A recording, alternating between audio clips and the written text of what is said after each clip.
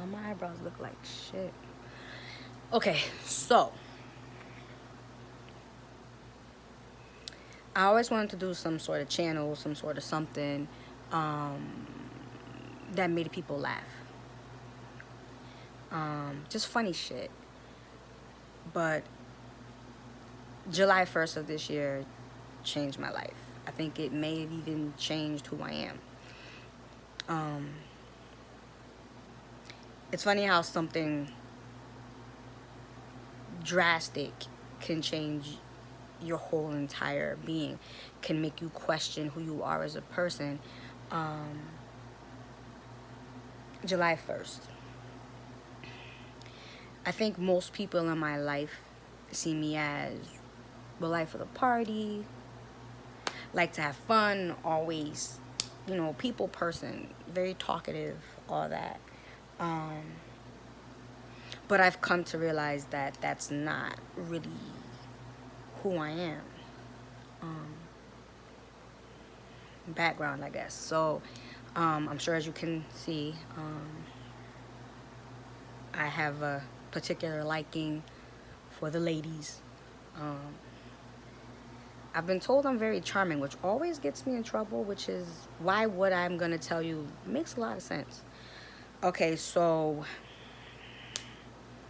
my background is I come from a divorced family. My biological father basically was more into being concerned with why my mom left him than being a dad, I guess, which was fine back then, but I guess I have daddy issues. I don't know.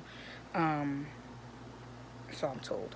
My mom, though, we married the most wonderful guy you could imagine. And that man taught me that DNA does not make you a parent. The person that loves you and takes care of you, that is always there for you, that's the person that's your parent.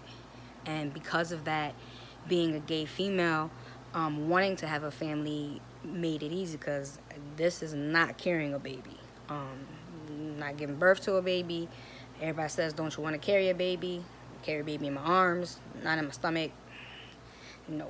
But it was important for me to have a family structure and to give love to a child the way that I was loved by my father, stepfather, but he's raised me since I was 5, so my father. Anyways, I got married to a woman at 31. In my opinion now, thinking back on it, way too young to get married. That relationship, that marriage was a fucking shit show. Not even worth going into. Didn't even last that long. Fast forward a little later, while I was going through my wanting to leave that relationship, I fell in love with a beautiful woman, who, looking back on it, I think wanted to love me, but I think I believed that she loved me more than she actually did, and I think she believed that she loved me more than she actually did. So, years down into our relationship again, we got married, started a family, wanted to start a family. After some years of some failed IUIs and IVFs, we finally got blessed with a positive pregnancy test. That was one of the happiest days of my life. Very short-lived. I want to say within a matter of weeks, it's all a blur, but we had a miscarriage. Didn't even tell our family yet that we were pregnant. So when we had to call them, it was to tell them that, hey, we're pregnant, but hey, we're in the middle of losing the baby. That happened September 2015. A very sad moment in our lives.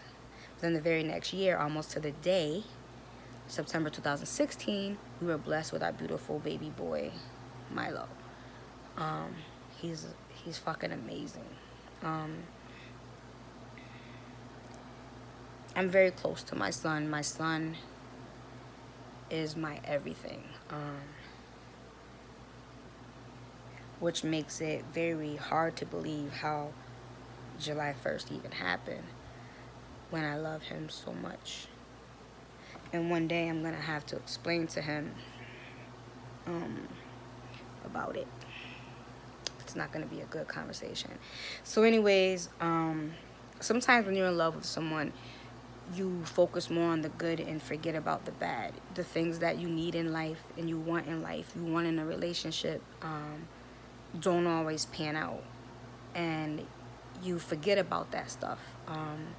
That's what happened in my relationship and my marriage to this young woman. You can only go so long without feeling loved and wanted before you want that again. So for so long, we've been together for 9.5 years. I want to say 8 of those years, not feeling love, not feeling affection, not feeling wanted, not feeling desired, and only to find out later on that it's because you don't physically look how you're supposed to look in their eyes, knowing that they've changed too because they hit 30, metabolism is not the same, get pregnant, gain a little bit more weight. But me, because I love you so much, I'm gonna always try to make you feel beautiful as I see you, as beautiful as I see you, because she's very beautiful, very beautiful. So anyways, with right before my son was born, I think I started realizing I wanted these things in life that I wasn't getting. Maybe it made me resentful, maybe it made me, I don't know. Fast forward, my son's 2. This September he'll be 2. For the last couple months, I'm gonna say my life has been uprooted. Everything's changed. When someone doesn't give you the attention and there's someone that's waiting there to give you all the attention the other person doesn't, at that point you can find yourself doing things that you would never do. Again, I was the one who wanted the family. I was the one who couldn't fuck up. I was the one who always did the right thing. I was the one who preached that you don't cheat when you're married and things like that. And here I go. It was nice to hear so many good things that I wasn't hearing. And to know someone felt for me the things that I begged my wife to feel for me for so many years that she just basically ignored. So that was mixed with so much guilt and shame and sometimes regret in the beginning. But the other side of it, when you're cheating, for people out there who've cheated and you've gone so long without affection, you know that shit feels good. And sometimes, even though you know it's wrong, you know you're going to have to pay the price for what you did. You know all these things. It doesn't change the fact that what you're getting feels so good because you've been so long without it. I mean, those of you who cheat just to fucking cheat, you're fucked up. I'm still fucked up, but I wasn't one to cheat just to cheat. I've never been that person. I'm a habitual cheater, I guess you could say that, but this time was something totally different. But anyways, July 1st changed my life. A lot of people don't know the real me. I've suffered with depression, I want to say almost all my life. Anxiety started coming around later on in life. And apparently now PTSD. Every relationship with females has been abusive towards me. And then at times it seemed like I was becoming the abuser, which is not a good look. But anyways, July 1st, everything came to a head. I was found out for real. I couldn't hide. Weeks after weeks of trying to deny and try to shift blame and do all these things, I got caught in my own bullshit. And I had no choice but to come clean. That was mixed with the words that I'll never forget from my wife saying that I'll never see my son again. And as you recall, my son means everything to me. And having someone blame you for the reason why you're never going to see your son again, the person that you love more than anything in this world, coupled with the fact that I was already losing my shit, do the math. Suicide attempt. July 1st, suicide attempt. Little do I know, when the cops get called for a suicide attempt, DCF is in your life like a motherfucker. So that's another additional stress.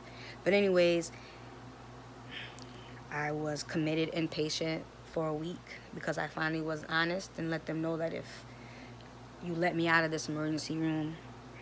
This is my third suicide attempt in 30 years.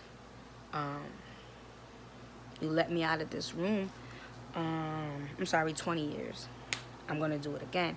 I tried once in my 20s, I tried once in my 30s, and now here we are in my 40s.